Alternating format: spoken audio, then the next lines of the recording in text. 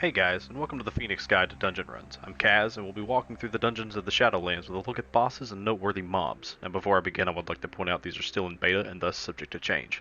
But let's go dungeon delving, eh?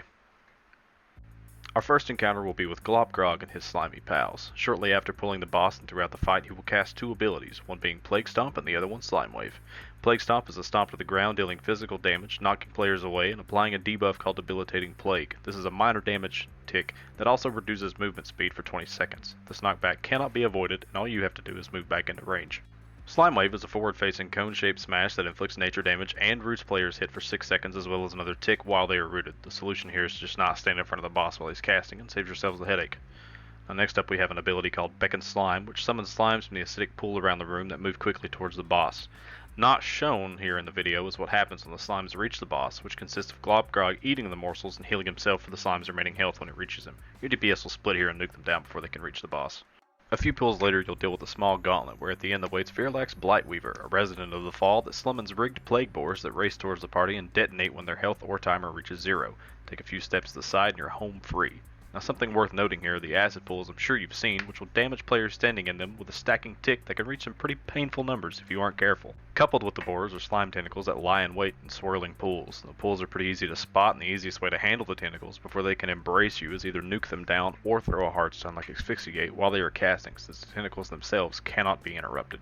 After Verlax, you'll come face to face with Dr. Ickis himself, a mad plague doctor that just wants to blow you up.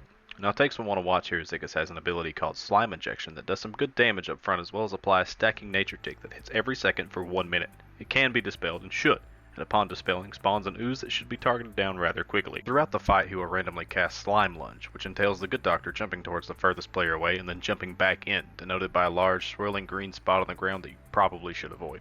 At certain times he will jump away to another platform and leave a slowly growing plague bomb that, if not damaged down, will explode and inflict a good bit of damage to all players. Just target swap to the bomb and it becomes a pretty moot point. On top of this, after dropping the plague bomb in a brief channel, he will summon more adds that can be targeted down quickly after you kill the bomb.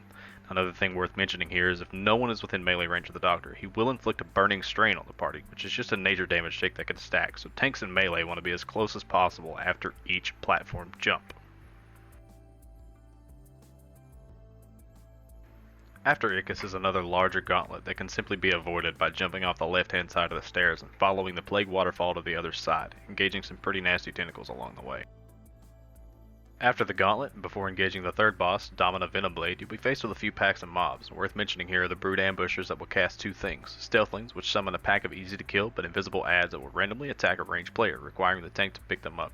The second ability is Enveloping Webbing, which is a large spiderweb colored swirl beneath the ambusher that cannot be interrupted but can be stunned. If not handled, the cast will go off and all players inside the swirl will be rooted for several seconds. Finally, face to face with the spider lady that's been taunting us on and off this dungeon, Domina Venomblade is quite rude. Now, tanks will need to keep an eye on her cytotoxic slash as it inflicts physical damage and then increases nature damage taken by 200% for 8 seconds afterwards. Players will also need to watch for Shadow Ambush, which marks a player and inflicts damage to the target and anyone else within 10 yards, dealing a fair bit of shadow damage and stunning anyone hit for 3 seconds. Easiest way to counter this would be just not stack during the fight. The last ability to watch out for during the fight is Brood Assassin, which summons 4 assassin enemies that are shredded by webs. Now these adds also cast Assassinate, which is a dagger thrown at players that inflicts a stacking nature tick that lasts for 30 seconds.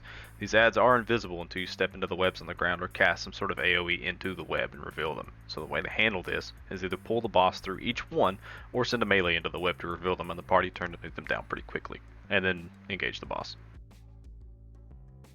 After defeating Dominara and dropping down into the hole behind her, you'll fall into some acid and deal with adds called Plaguebound Devoted, which are incredibly slow moving but also incredibly hard hitting undead that your tank will basically have to just aggro and run circles around to keep themselves from dying. Another character to face is Ichor Bileflesh, another plague doctor that will ghost step around the room, activating packs with the Devoted. The idea here is to just keep aggroing him and the adds while DPS focus him down. Once you clean up the Devoted and Bileflesh, Margrave Stradama in all her oozy splendor will spawn in the acid pool in the middle of the room. Now if there are no players within melee range of the boss, she will infect the entire party with a stacking nature tick, just like the good doctor himself. Now Margrave will also periodically spawn something called a Malignant Spawn, a gooey add that will cast Touch of Slime that, if not soaked by the tank, will deal massive damage to the entire party. Sad needs to be focused down as soon as it spawns. At certain health percentages, the boss will sink into the pool of acid and cause large tentacles to spawn around the ring of the pool and slam down in a cone in the direction they are facing. Now, there is always an opening here, so all you have to do to avoid this mechanic is shuffle your feet a bit and not get crushed. Every so often, the boss will also cast Infectious Rain, targeting all players and coating them with a stacking nature tick. The simplest way around this is some kind of group healing like Healing Rain or something like AMZ if you happen to have a DK in your party. As Margrave falls, your adventure ends and you can enjoy the spoils of your trip into the Plaguefall. As I said before, this dungeon is still currently in beta and subject to some changes, so keep that in mind. Otherwise, good luck and happy hunting.